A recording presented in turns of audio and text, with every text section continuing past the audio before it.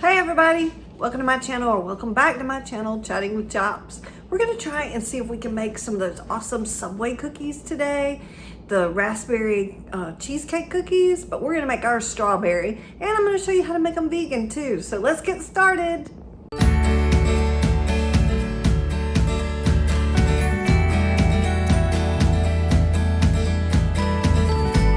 So the first thing I've done is got my oven preheating to 350 degrees, and then I've got my baking sheets ready, so they're over here waiting.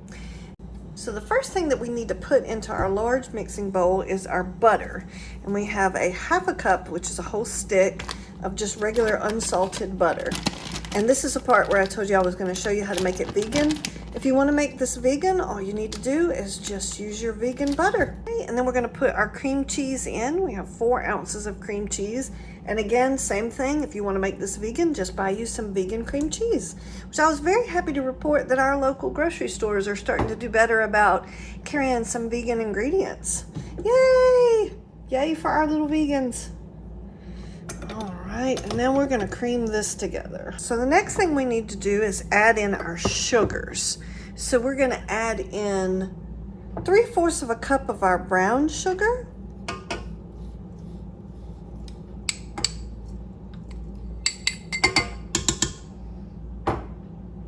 And then we're gonna add in a half a cup of our granulated sugar. Okay.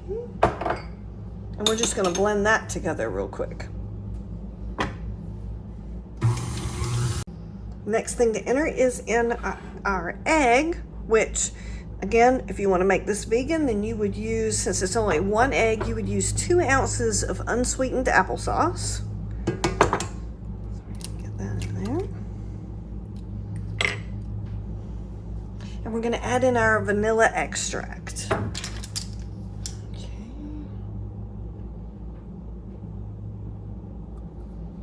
All right, we're going to mix that in. Now we're going to add in our flour and baking soda. So we have 2.5 cups of flour. Ingredients everywhere. All right, and then we have 1 teaspoon of baking soda. Okay. Now we're going to mix that up.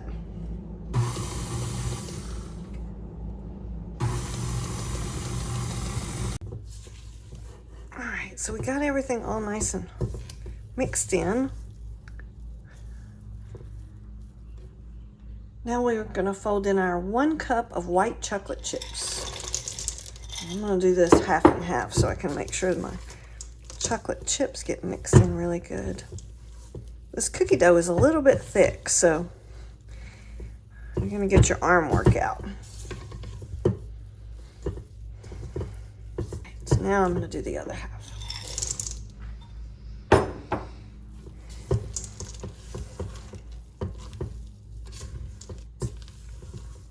Definitely want to give a shout out to my subscribers. I love you guys. And if you haven't subscribed yet, please do so. I love making these videos for you guys and would love some suggestions. Okay, so the next thing we're going to do is we're going to put in about 1 ounce of freeze-dried strawberries. You can use raspberries or any other kind of fruit. And I've broke these up a little bit because see, they come out of the package kind of big. So I've broke them up a little bit so they won't be such huge pieces. But I'm going to gently put these in about half and half. Because you don't want strawberry dust in your cookies. You would like them to be pretty good sized pieces. Okay. And see how there's a big space right there? I'm going to pour in the rest of mine right there. Or at least a little bit more. Again, you don't want to make dust out of them, but you want to try and make sure there's not a cookie that goes without. And we're going to make some cookies. All I'm going to do is take 2 little teaspoons that I have in the kitchen. And I'm just going to take a small amount of my batter, my cookie dough, and just try and give them a nice little round shape, round as much as possible. You can use a cookie scoop if that works for you. They don't usually work that well for me, so Like I've told you before in previous videos, if you've seen any of my prior videos, I try and keep my cookies about the same size. If you want to make monster cookies, that's great. Make you some big giant monster cookies. Otherwise, you can leave them kind of small. It helps me a little bit because that keeps the calories down and makes more cookies so that I can share with family and friends. I'm going to do a couple more of these and then I'm going to show you the next step. You want to keep them a little bit apart because I've never made this recipe before, so I don't know how much these cookies are going to spread out. And I don't want them joining together. All right, so the next thing that the recipe suggests is for you to put a couple of the remaining white chocolate chips, because you put in a cup, but the recipe asks for a cup and a fourth. So I'm just going to add a couple of these to the top and flatten my cookies out a little bit. So they kind of give them a little bit of a flatter look. And you can kind of do that while you're putting in the chocolate chips. I'll move that one a little bit. But you just want to make sure there's plenty of chips in each of the cookies. And it's always nice to get a cookie that has nice pretty chips right on top.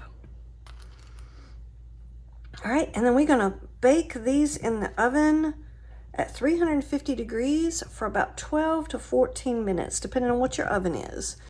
So we've let these beauties sit on the baking sheet for about 3 minutes, and now we've taken them off, and we've got a beautiful brown bottom, and a little bit of a golden color to the top, so those look fantastic.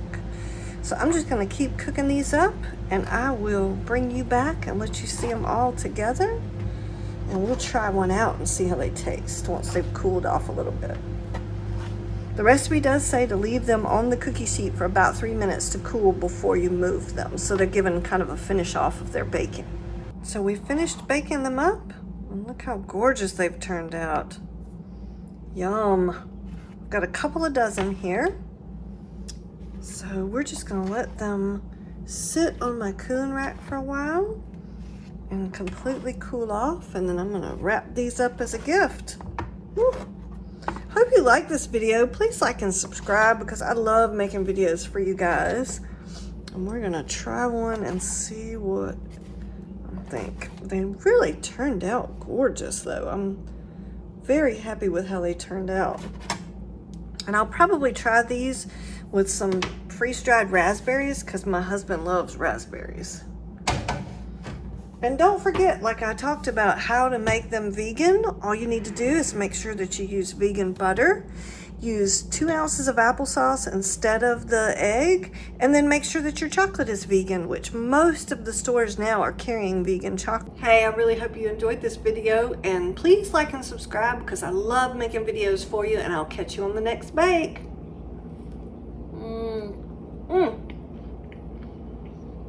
Don't forget to put down in the comment section any future bakes you'd like me to make, vegan or not.